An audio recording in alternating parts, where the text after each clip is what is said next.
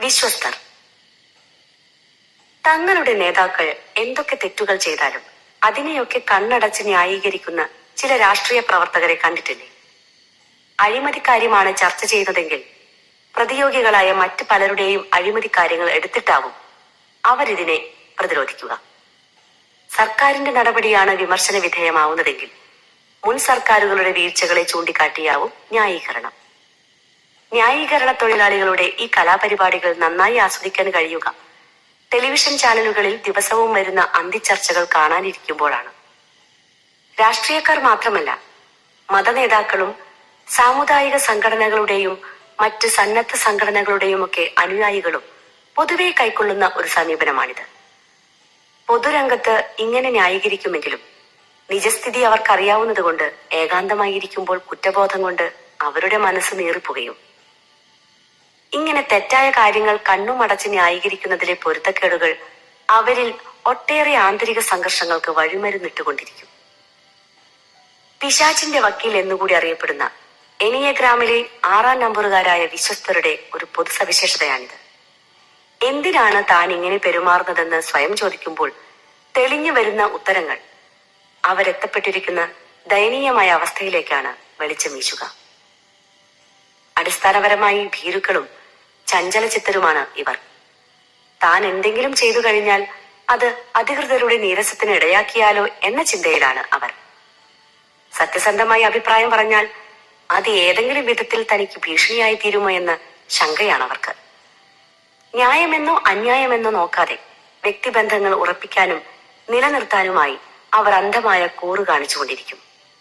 തങ്ങൾ ഉൾപ്പെടുന്ന രാഷ്ട്രീയ പ്രസ്ഥാനത്തിനോ സംഘടനകൾക്കോ കുടുംബത്തിനോ വേണ്ടി ന്യായാന്യായങ്ങളും മൂല്യബോധവും ഒന്നും പരിഗണിക്കാതെ ഇവർ അടരാടിക്കൊണ്ടിരിക്കും.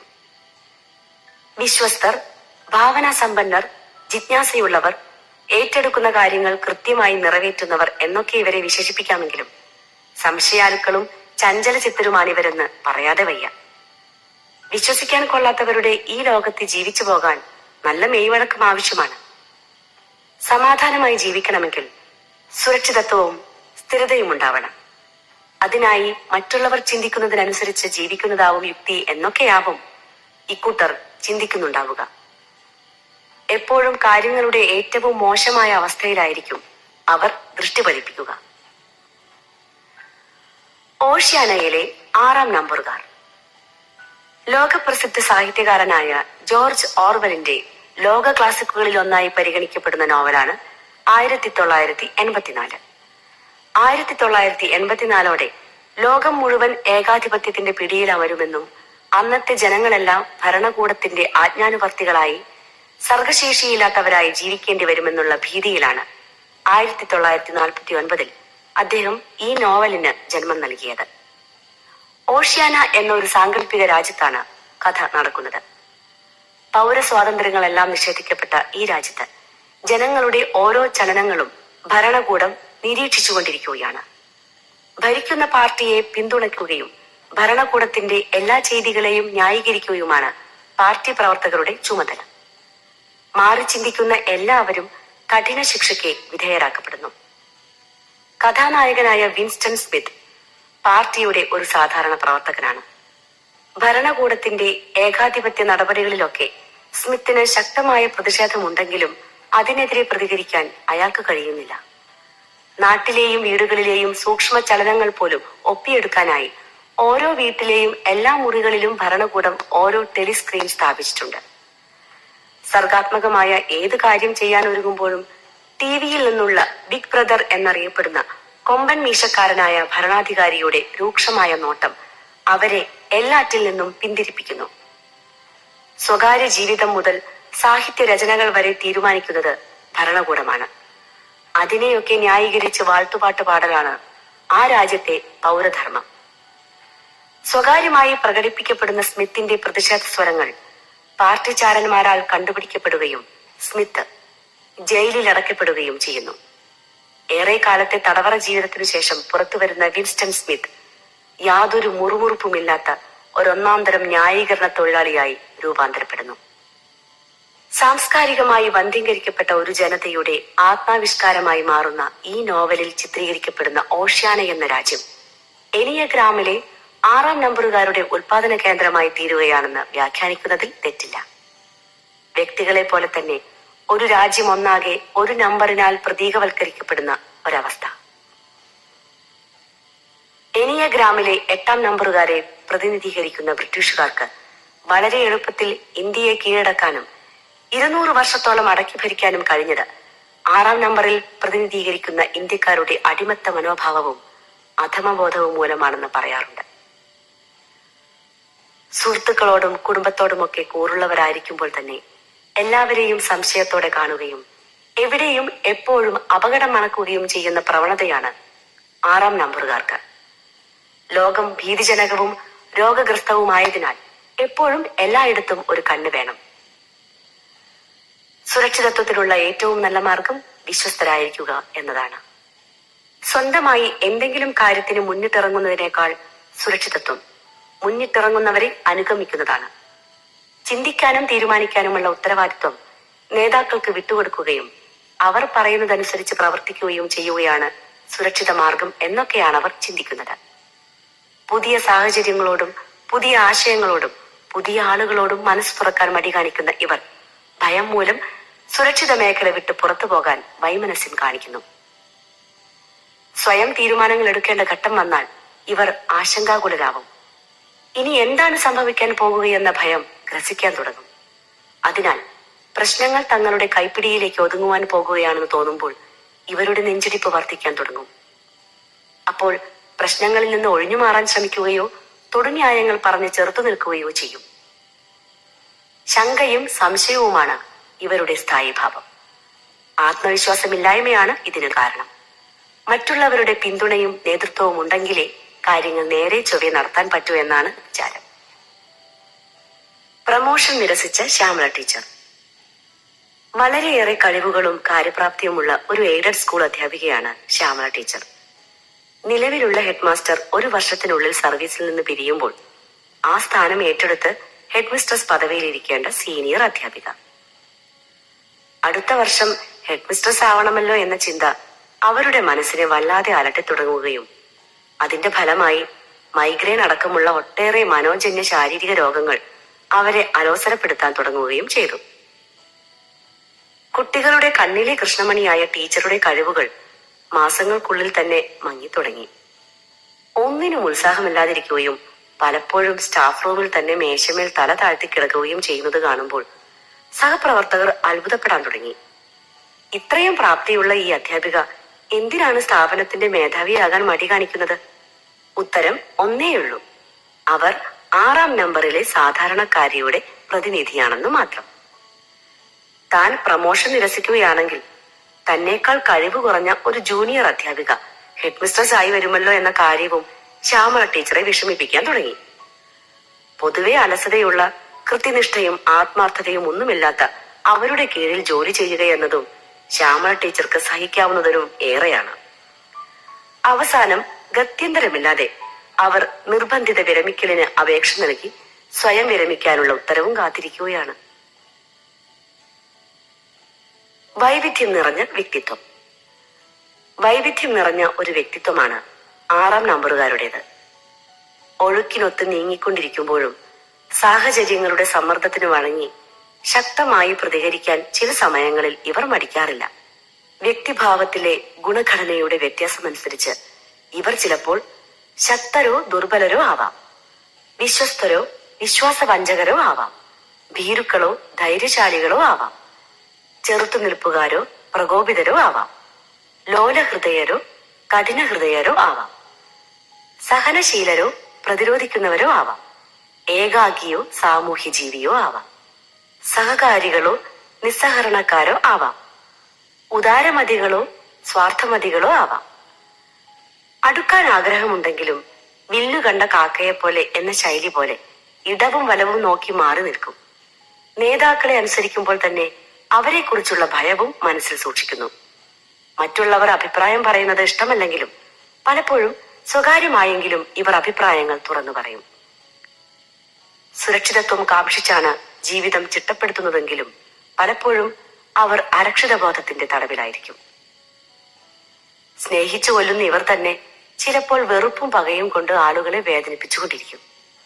സാമ്പ്രദായിക രീതികൾ പിന്തുടരാൻ വെമ്പുമ്പോഴും അവയെ ലംഘിക്കാൻ കിട്ടുന്ന അവസരങ്ങൾ പ്രയോജനപ്പെടുത്തും. ഉത്കണ്ഠയും സംശയം നിറഞ്ഞ അസൂയയും മുഖമുദ്രയാക്കിയ ഇവ മറച്ചുവെക്കാനായി പല കോപ്രായങ്ങളും കാണിച്ചുകൊണ്ടിരിക്കും. സ്വന്തം നമ്പറിന്റെ ഗുണാത്മകതയ്ക്കൊപ്പം ഇരുവശങ്ങളിലെയും നമ്പറുകളിലേക്ക് വിരിക്കുന്ന ചിറകുകളുടെയും കോണോട് കോണായി പോകുന്ന നമ്പറുകൾ പ്രതിനിധീകരിക്കുന്ന നമ്പറുകളുടെ ഗുണഘടനകളും ഇവരുടെ സ്വഭാവത്തെ നിർണ്ണയിക്കുന്നതിൽ മുഖ്യ ഘടകമാണ്. ട്രാൻസാക്ഷണൽ അനാലിസിസിൽ അഡാപ്റ്റഡ് ചൈൽഡ് രീതിയിൽ ബാല്യം പിന്നിട്ട് വളർന്നവരാണ് മുഖ്യമായും 6 നമ്പറുകളായി തീരുന്നത്. ഗ്രന്ഥകർത്താവിന്റെ ട്രാൻസാക്ഷണൽ അനാലിസിസിനെ കുറിച്ചുള്ള I am okay are you എന്ന പുസ്തകത്തിൽ ഇക്കാര്യം വിശദമായി ചർച്ച ചെയ്യുന്നുണ്ട്. മാതാപിതാക്കളുടെ കടുത്ത ശിക്ഷണങ്ങളിൽ വളരുമ്പോൾ അനുസരിക്കലാണ് നല്ല ശീലമെന്ന് അവർ അനുഭവം കൊണ്ട് മനസ്സിലാക്കുന്നു. രക്ഷിതാക്കളെ അനുസരിക്കാതിരുന്ന സന്ദർഭങ്ങളിലെല്ലാം ഏറ്റുവാങ്ങിയ ശാരീരികമായും മാനസികവുമായ പീഡനങ്ങളുടെ കറുത്ത പാടുകൾ അവരുടെ സ്മൃതിപഥത്തിലുണ്ടാവും. ശിക്ഷ കിട്ടാതിരിക്കാൻ അനുസരണയാണ് നല്ലതെന്ന തിരിച്ചറിവും അനുസരിക്കുമ്പോൾ കിട്ടിയ സമ്മാനങ്ങൾ അടക്കമുള്ളവയും പ്രലോഭനങ്ങളായി അവരിൽ വളർന്നിട്ടുണ്ടാവും. ക്രമേണ അധികാരികളെയും നേതാക്കളെയും ഒക്കെ അംഗീകരിക്കുകയും അനുസരിക്കുകയും ചെയ്യുമ്പോഴാണ് തങ്ങൾ നല്ല പിള്ളയായി മാറുന്നതെന്ന് അവർ അനുഭവിച്ചറിയുന്നു. മുതിർന്നവർ പറയുന്നത് പോലെയൊക്കെ ചെയ്താൽ മതി, വെറുതെ ചിന്തിച്ച് പിരിമുറുക്കം കൂട്ടേണ്ടെന്ന ആശ്വാസം ഇതോടെ ഇവർക്ക് കൈവരുകയും ചെയ്യും. പ്രശ്നങ്ങൾ അഭിമുഖീകരിച്ചും വ്യത്യസ്ത വഴികളിലൂടെ അത് പരിഹരിച്ചും രൂപപ്പെടേണ്ട പ്രശ്ന പരിഹരണ രീതികളും മറ്റ് നിരവധി ജീവിത നൈപുണികളും ഇവർക്ക് നിഷേധിക്കപ്പെടുന്നുവെന്നതാണ് ഇതിന്റെ ദയനീയമായ മറുവശം. എന്നും ശിശുതുല്യരായി എല്ലാ കാര്യത്തിനും മറ്റുള്ളവരെ ആശ്രയിക്കേണ്ടി വരുന്നത് ഇവരിൽ ഇച്ഛാഭംഗം സൃഷ്ടിക്കുകയും കടുത്ത കുറ്റബോധത്തിനും വിഷാദത്തിനും വിധേയരാകുകയും ചെയ്യും. മുയലും കലമാനുമാണ് 6 നമ്പറുകാരുടെ പ്രതീകങ്ങൾ. കാഴ്ചയ്ക്ക് ഭംഗിയുള്ളതാണെങ്കിലും കണ്ണുകളിൽ എല്ലാ സമയത്തും അരക്ഷിതബോധം നിഴലിക്കുന്ന മുയൽ ഇവരിലെ സാധാരണക്കാർക്ക് അനുയോജ്യമായ പ്രതീകം തന്നെ. മുയലിനെ കയ്യിലെടുത്താൽ അതിന്റെ ശരീരമാസകലം ഒരു വിറയൽ അനുഭവപ്പെടും. ഭയചകിതരായി അങ്ങോട്ടും ഇങ്ങോട്ടും ഓടിക്കളിക്കുന്ന മുയൽ അത് അനുഭവിക്കുന്ന അരക്ഷിതാവസ്ഥയും ചഞ്ചല സ്വഭാവവുമാണല്ലോ എടുത്തു കാണിക്കുന്നത്. സമുദ്ധരിക്കപ്പെട്ട 6 നമ്പറുകാരെയാണ് കലമാൻ പ്രതിനിധീകരിക്കുന്നത്. അപകടം മണത്തറിഞ്ഞ് പ്രതികൂല സാഹചര്യത്തെ അനുകൂലമാക്കി മുന്നോട്ടു പോകുന്നത് അതിന്റെ കഴിവും ആകാരഭംഗിയും വേഗതയും ഒക്കെ സമുദ്ധരിക്കപ്പെട്ട വിശ്വസ്തരെ പ്രതീകവൽക്കരിക്കുന്നു. 85-കാരിയായ മാധവിയടത്തിയുടെ ആത്മഹത്യയെക്കുറിച്ച് ഈയിടെ പത്രങ്ങളിൽ വന്ന വാർത്ത ശ്രദ്ധിച്ചു കാണുമല്ലോ. ആരോരും നോക്കാനില്ലെന്ന അപലാതിയുമായി വർഷങ്ങൾ നീണ്ട ഏകാന്തവാസത്തിനു ശേഷം ആത്മഹത്യയിൽ ജീവിതം അവസാനിപ്പിച്ച 85-കാരിയായ മാധവിയടത്തി കീഴ്പോട്ടു പതിച്ച 6 നമ്പറുകാരുടെ പ്രതിനിധിയാണ്.